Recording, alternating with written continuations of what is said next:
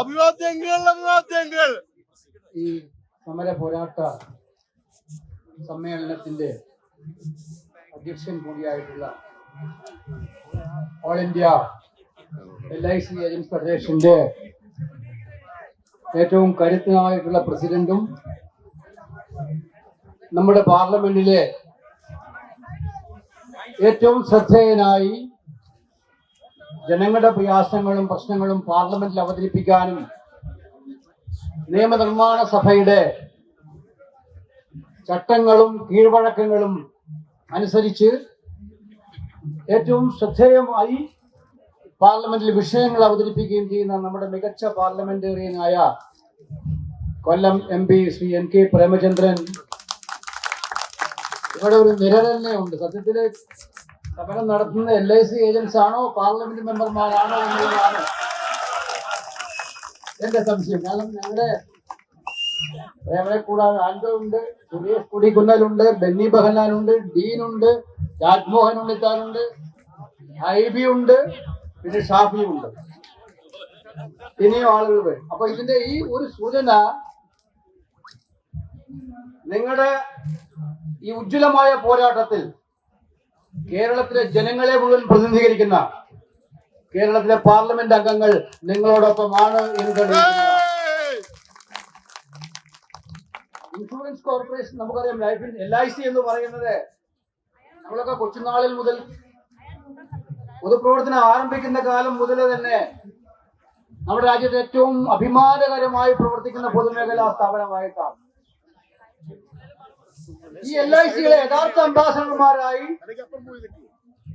എല്ലായിടത്തും പ്രവർത്തിക്കുന്നത് നമുക്കെല്ലാവർക്കും അറിയാം ഏജന്റന്മാരാണ്. ഏജന്റന്മാരെ മൈനസ് ചെയ്താൽ LIC ഇല്ല എന്നുള്ളതാണ് യഥാർത്ഥത്തിലുള്ള കാര്യം. ഇത് കേവലം നിങ്ങളുടെ യോഗത്തിൽ വെച്ച് പറയുന്നില്ല. ഞങ്ങൾക്കൊക്കെ നിശ്ചയ ജീവിതവുമായി അനുഭവപ്പെടുമ്പോൾ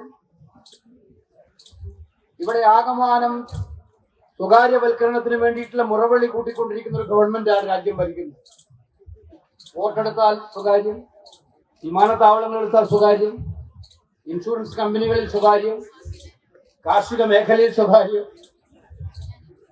എല്ലാത്തിന്റെയും മുണപ്പൊളി ചിലർക്ക് മാത്രം കൊടുക്കാൻ വേണ്ടിയിട്ടുള്ള തീരുമാനങ്ങളുടെ ഭാഗമായി അതിജീവിച്ച് നിൽക്കുന്ന ഏക പ്രസ്ഥാനമാണ് LIC എന്നുള്ളത് അഭിമാനപൂർവ്വം ഇന്ത്യയിലെ ജനങ്ങൾ അതിന് അവർക്ക് പറയാൻ പറ്റാത്തത് ലാഭകരമായി സ്ഥാപനത്തെ കൊണ്ടുപോകാനും പ്രയാസങ്ങളിൽ ഉണ്ടാകുമ്പോൾ ഏറ്റവും ശക്തമായി നിലനിൽക്കാനും കഴിയുന്ന ഒരു സാഹചര്യം നിങ്ങൾ ഉണ്ടാക്കിയതുകൊണ്ടാണ്. ഏജന്റുമാരുടെ കമ്മീഷൻ വെട്ടിച്ചെടുക്കാനുള്ള തീരുമാനം ഫലത്തിൽ നേരത്തെ പ്രേമൻ ഇവിടെ സൂചിപ്പിച്ചതുപോലെ കാലക്രമേണ LICയെയും അഡാനിയുടെ കൈകളിലേക്ക് എത്തിക്കാൻ വേണ്ടിയിട്ടുള്ള ഗൂഢാലോചനയാണോ എന്ന് സംശയിക്കേണ്ടിയിരിക്കുകയാണ്. കാരണം ഇത് ഏജന്റന്മാർക്ക് പ്രോത്സാഹനമില്ലെങ്കിൽ പിന്നെ പോളിസിയുടെ കാര്യം എവിടെ കിടക്കും? LICയിൽ ബിസിനസ് എങ്ങനെ നടക്കും? അവരുടെ കഠിനാധ്വാനത്തിന്റെ ഫലമായി കിട്ടുന്ന പോളിസികൾക്ക് അവർക്ക് കിട്ടിക്കൊണ്ടിരിക്കുന്ന ആനുകൂല്യം, കമ്മീഷൻ, അത് ഏത് കാരണത്തിന്റെ പേരിലായാലും വെട്ടിച്ചുരുക്കുക എന്ന് പറയുന്നത്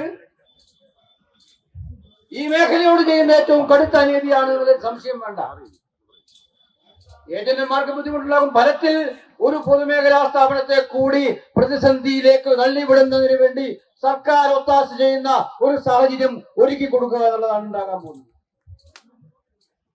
ഇത് നമ്മുടെ നാട്ടില് അനുവദിക്കാൻ കഴിയുന്ന കാര്യമല്ല.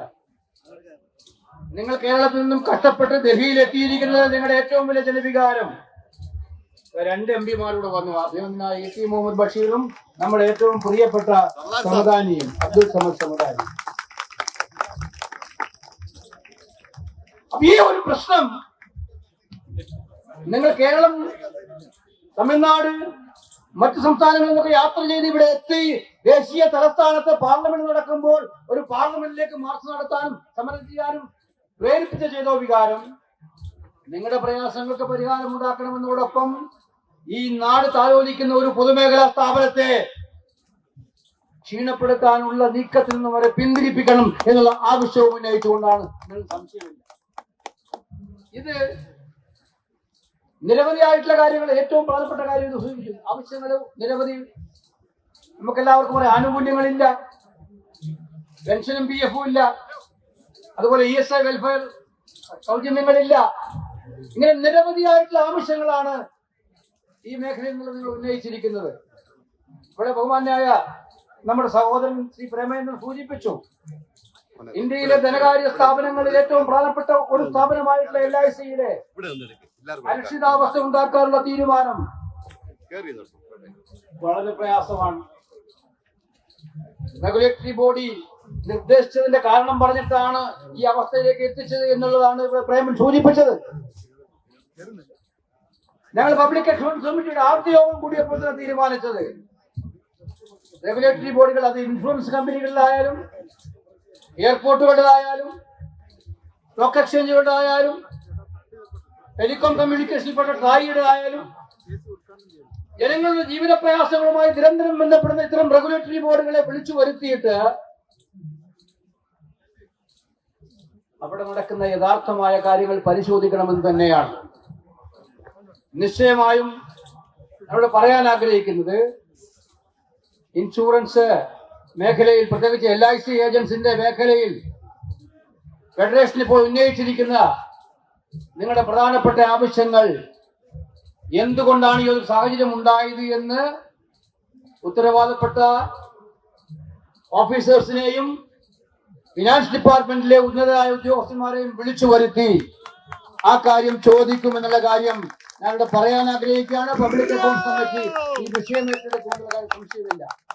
കാരണം ഇത് ജനങ്ങളെ ബാധിക്കുന്ന വിഷയമാണ്. ഒരു പൊതുമേഖല കൂടി ഇന്ത്യ മുഴുവൻ വിറ്റു തുറക്കുന്ന ഒരു സാഹചര്യത്തിൽ LIC സാധാരണക്കാരന്റെ ജീവൻ രക്ഷയ്ക്ക് വേണ്ടി ഉണ്ടാക്കിയിട്ടുള്ള മഹത്തരമായിട്ടുള്ള ഈ പൊതുമേഖലാ സ്ഥാപനത്തെ തകർക്കാൻ ആര് ശ്രമിച്ചാലും ദേശാഭിമാനികളായി നമുക്കതിനെ അനുകൂലിക്കാൻ കഴിയില്ല.